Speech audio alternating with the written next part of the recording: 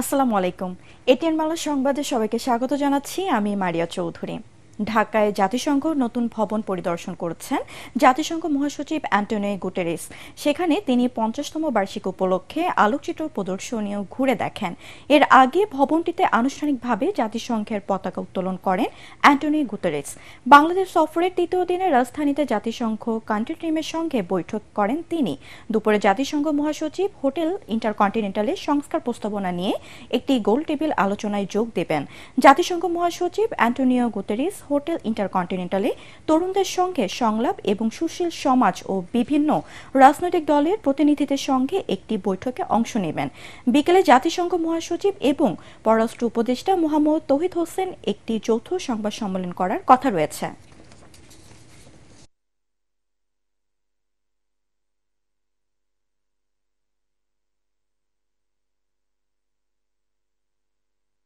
To be in Bangladesh is, in these difficult times, a refreshing feeling that we are in a country of generosity, that we are in a country that is doing reforms in the line of democracy, of human rights, of inclusion.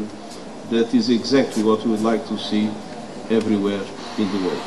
We are totally committed to do everything we can to support Bangladesh in this crucial period, and at the same time to draw the attention of the international community for the need to fully support you and for the need to fully support the generous action of Bangladesh in hosting such a large number of refugees.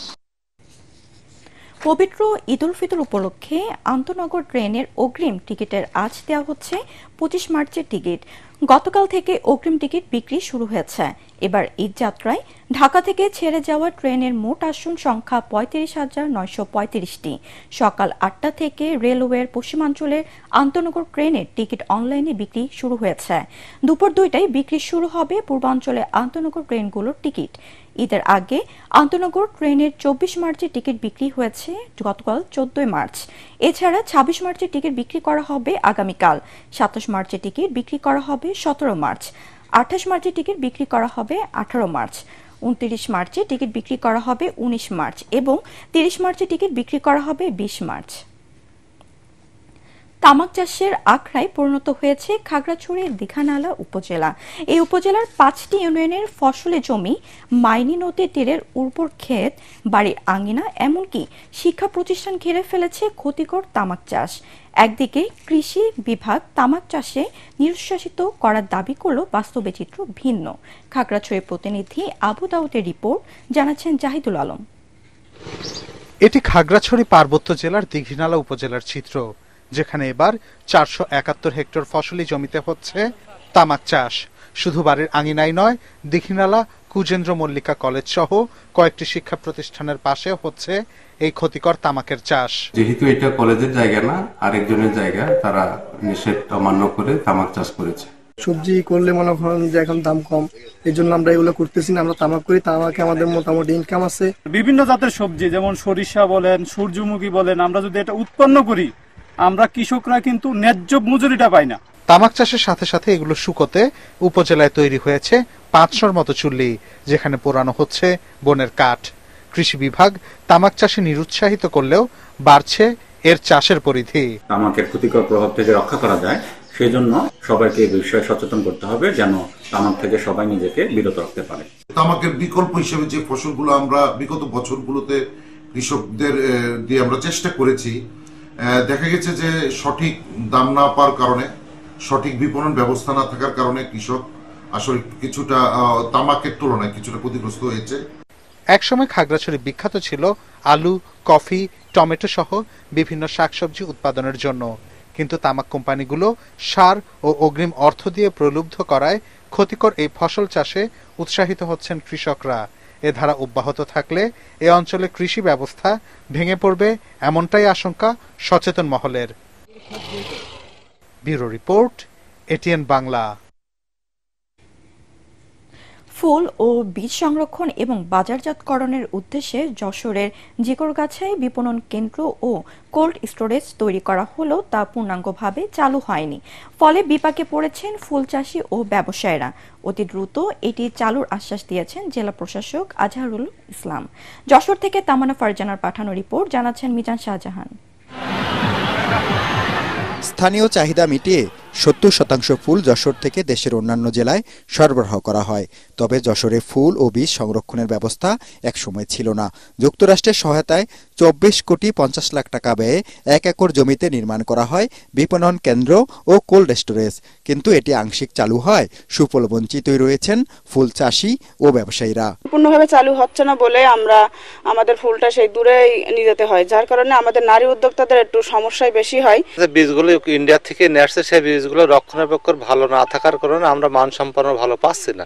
তা আমরা সরকারের কাছে আবেদন আকুল জানাচ্ছি cold স্টোরটা সুন্দররূপে চালু করতে। ফুল থেকে বিকল্প অনেক পণ্য তৈরি করা যায়, যেমন ফ্রেশিয়ার, সাবান, আগরবাতি, ডাইংয়ের মাধ্যমে কাপড় কালার করে বাটিক, এই সমস্ত কার্যক্রমগুলো আসলে এখানে করার সুযোগ আছে। জেলা প্রশাসক জানান, কেন্দ্রটির ব্যবস্থাপনা একটি জটিল ও কারিগরি বিষয়, তাই বিএডিসির মাধ্যমে এটি পূর্ণাঙ্গ রূপে চালুর আশ্বাস দেন তিনি। কৃষি মন্ত্রণালয় থেকে জেলা প্রশাসক বরাবর এইরকম একটা আমরা চিঠি পেয়েছি, তো আমরা তাদেরকে যে একটা এগ্রিমেন্ট করার কথা, সেই এগ্রিমেন্ট আমরা বলেছি।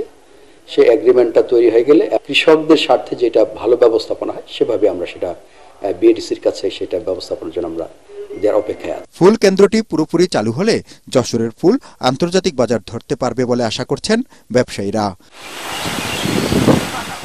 Bureau report, ATN Bangla. ভারতে হোলি বা দোল উৎসবের সরকারি ছুটি থাকায় আজ সকাল থেকে বেনাপোল পেট্রোপোল স্থলবন্দর দিয়ে দুদেশের মধ্যে আমদানি রপ্তানি বাণিজ্য বন্ধ রয়েছে। তবে বেনাপোল পেট্রোপোল আন্তর্জাতিক চেকপোস্ট দিয়ে পাসপোর্টধারী যাত্রী পারাপার স্বাভাবিক রয়েছে। বন্দরে পণ্য খালাস করার পর ভারতীয় খালি ট্রাক ফিরে যেতে পারছে।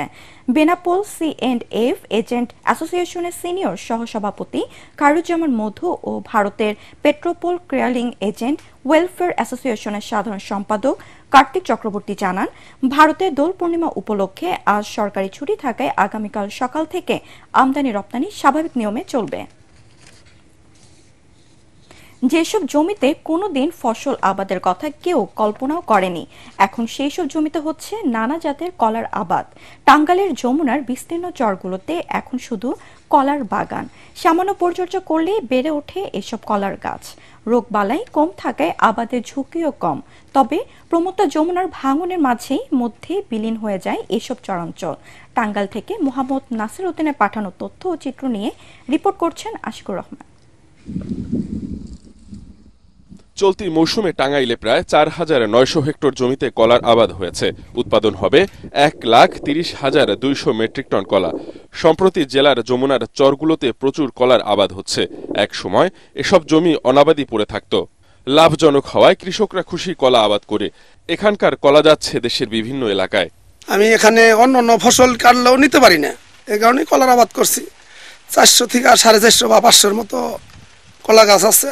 2 বিঘা জায়গা, প্রায় 2 লাখ টাকা কলা গাছ আছে। শহর এলাকা তো আমরা অন্য ফসল করে কোনো শান্তি পাই না, তবে কলা গাছ বুনলে গেলা ওর লাভবান বেশি হয়। কলা আবাদে কৃষকদের তথ্য ও প্রযুক্তিগত সহায়তা দিচ্ছে কৃষি বিভাগ।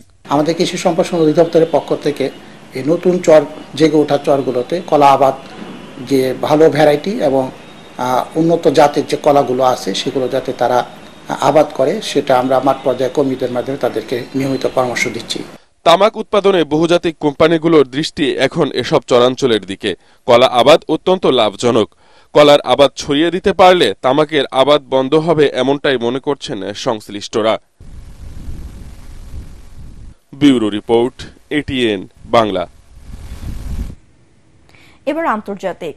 ইউক্রেনে যুদ্ধবিরতি নিয়ে যুক্তরাষ্ট্রের প্রস্তাবিত চুক্তির ব্যাপারে রাশিয়ার প্রেসিডেন্ট ভ্লাদিমির পুতিনের সাথে ফলপ্রসূ আলোচনা হয়েছে বলে জানিয়েছেন মার্কিন প্রেসিডেন্ট ডোনাল্ড ট্রাম্প। নিজের সামাজিক যোগাযোগ মাধ্যমে ট্রুথে দেয়া এক পোস্টে ট্রাম্প লিখেছেন, এই আলোচনা অবশেষে রক্তক্ষয়ী যুদ্ধের অবসান ঘটানোর খুব ভালো সুযোগ এনে দিয়েছে। স্থানীয় সময় বৃহস্পতিবার রাতে মস্কোতে পুতিন ও মার্কিন রাষ্ট্রদূত স্টিভ উইটকফের মধ্যে অনুষ্ঠিত বৈঠকের পর ট্রাম্প এ কথা বলেন। বৈঠকের পর ক্রেমলিন জানিয়েছে শান্তি প্রক্রিয়ার জন্য উভয় পক্ষই আশাবাদী। এদিকে ট্রাম্পের আহ্বানে সাড়া দিয়ে শর্ত সাপেক্ষে ইউক্রেনের বন্দী সৈন্যদের মুক্তি দেওয়ার কথা জানিয়েছেন পুতিন। তবে ইউক্রেনের প্রেসিডেন্ট ভলোদিমির জেলেনস্কি বলেছেন পুতিন যুদ্ধ চালিয়ে যাওয়ার জন্য আলোচনা বিলম্বিত করার চেষ্টা করছেন।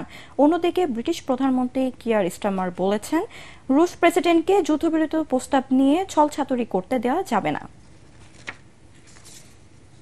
খেলার খবর, ব্রাজিল দলে নেইমারের ফেরাটা আবারও পিছিয়ে গেল। বিশ্বকাপ বাছাই পর্বে গুরুত্বপূর্ণ ম্যাচগুলোতে তাকে ফেরার সুযোগ দেওয়া হয়েছিল, তবে উড়ো চোটের কারণে দল থেকে আবারও ছিটকে গেলেন সান্তোস তারকা। আল হিরা ছেড়ে শৈশবের দল সান্তোসে ফিরে 7 ম্যাচে 3 গোল ও 3 অ্যাসিস্ট করে আবারও নজরে আসেন 33 বছর বয়সী এই ফরোয়ার্ড। কিন্তু ব্রাজিলিয়ান সংবাদ মাধ্যমে গ্লোবো জানায় উড়োর চোট পুরোপুরি না সেরে ওঠায় বিশ্বকাপ বাছাই পর্বের ম্যাচগুলোর জন্য নেইমারকে বিবেচনা করেও বাদ দিতে হচ্ছে। আগামী 21 ও 26 মার্চ কলম্বিয়া ও আর্জেন্টিনার বিপক্ষে ব্রাজিল দলে নেওয়া হয়েছিল নেইমারকে।